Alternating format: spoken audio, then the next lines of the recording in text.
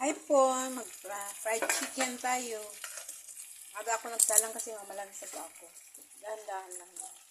Mahinang apoy. Namarinate na kasi ito eh.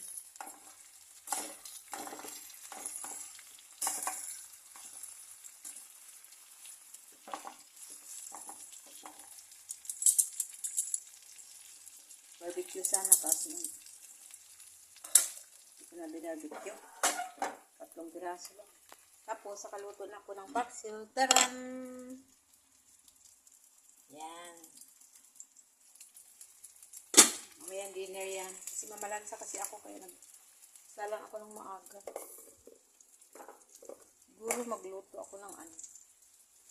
May leftover ako ng kanin.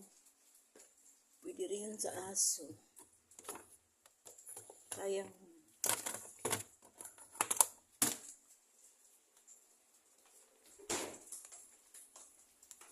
Yung fried rice kahapon. Ito nang kainin. Tapos ito na lang sa aso.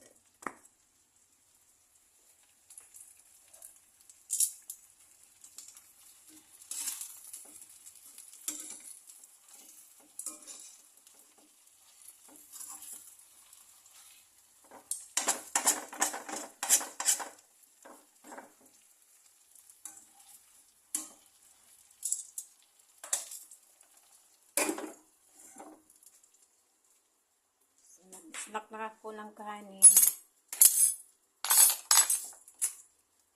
Kasi mamalansa ako. Walang lasa yung kamuting. Ano? Buti pa yung nabili ko kasi masarap. Sarap pa yung nabili ko. Ito hindi ko sarap. Na ano yata yung matagal na siyang stock. Tagal na siyang stock. Yung nabili ko, okay lang naman. So, ibalik ko na yung flour na inano ko. Coating sa chicken. Ngayon, plansa ako ngayon. Plansa time.